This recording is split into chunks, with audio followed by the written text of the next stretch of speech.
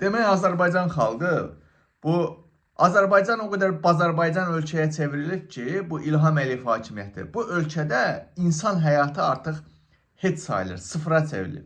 Yəni gedirlər 14-15 saat fəhləlik eləyirlər, səhərdən axşama qədər günü 25-30 manata və o heç bir təhlükəsizlik qaydası olmadan insanlar inşaatdan yıxılır, ölür, ailə qalır başsız, çörəksiz, sahibsiz və təbii ki bu şirkətlər də hansısa bir Paşayevləri ailəsinə məxsus bir şirkət bunun arxasında dayanır.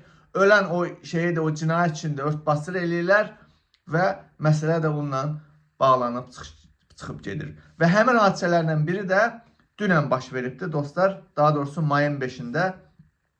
Demək, mayın 5-i gecə saatlarında paytaxtın Xətai rayonunda fəhlə binadan yıxılaraq ölübdü. 65 yaşlı Elman Umudov Ağşəhərdə yerləşən Yaşıl Ada küçəsi bina 21-də fəhlə işləyirmiş. O işlədiyi binanın 2-ci mərtəbəsindən yıxılaraq ölüb. Bakıda fəhlə işləyən Elman Umudov Kürdəmir rayon sakini olub. Yəni ki, rayondan bura ailəsinin çörək dalına gəlirmiş. Ancaq 65 yaşlı Elman Umudovun hansısa tikinti şirkətinin əməkdaş kimi işləməsi və ya fərdi xidmət göstərməsi barədə məlumat asılanmır.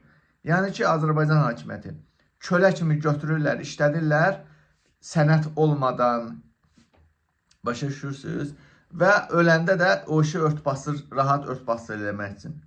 Demək, ümumilikdə statistika görə 2022-ci ildə demək istəyəsaqda bədbəxt hadisələr zamanı əmək qabiliyyətini itirən və ölənlərin sayı 281 nəfər, 2023-cü il isə 454 nəfər olub. Yəni, hər il keçdikcə artır və məndə olan məlumata görə demək bu, həmin bu demək Ağşəhərdəki dostlar hadisə necə olubdur, mənə də məlumat gəlib. Oradakı o 20 neçə dənə villadan 3 ya 4'ü Qod Nisanov, bilirsiniz ki, qızı Heydər Əliyev, balaca Heydərdən evlidir, Qod Nisanovun qızı. Və oradakı villaların 3'ü 4'ü ona məxsusdur. Digərləri deputat var, Milli Məclisdə ona məxsusdur. O şimdi Allah şükür Paşizadəyə məxsusdur oradakı villaların, bu Ağşəhərdəki. 25-26 dən villadır. Demək, bu bina 21'də olubdur bu hadisə. Və orada sahə rəisi var Ceyhun adında. Ceyhun adında sahə rəisi heç bir təhlükəsizlik qaydasına riayət etmir, heç bir şey eləmir. Və o işdə beləcə örtbasır. Oradakı fəhlələrə baxan yox, kaska verən yox, bir kəndir verən yox. Elə ancaq başsız cəmaatı orada işlədirlər. Orada bir bədbəxt hadisə olur, ölən olur. O demək, həmin o cinayət hadisəsində Azərbaycan hakimiyyəti Qod Nisanov puldan zaddan basır. Təbii ki, cırıq qızını, qəhbə qızını verib İlham Əliyevə gəlin verib. Soska Mehriban'a gəlin veribdir. Çünki onun qızı da qəhbədir axı, Qod Nisanovun öz qızı da qəhbədir. Və dediyim kimi orada bir sahə rəisi var imiş, Ceyhun adında. Əlində bütün günü deyir ki, Pakmen azaddan fıranır, dünya aləm deyir mənim qozuma, deyir mənim arxamda filan kəslər yanır. Və bu cinayət işini araşdırma şeyin arxasında dayananlardan da biri də bu sahə rəisi Ceyhun olubdur. Yəni heç bir şeylə maraqlanmır.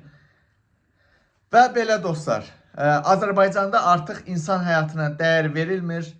Gördüyünüz kimi ölən ölür, olan da ölənə və onun ailəsinə olur.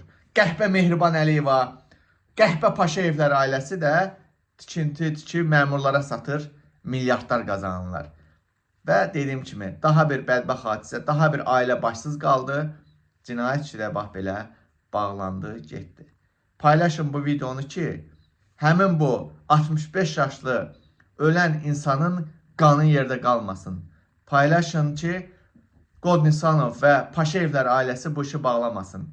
Ceyhun kimi sahə rəisləri də həbs olunsun, həbs olunmalıdır. Yoxsa Mehriban Əliyeva, mən sənin götünə bu dəfə xiyar banan yox, öz şeyimi çıxarıb soxacam. Paylaşın.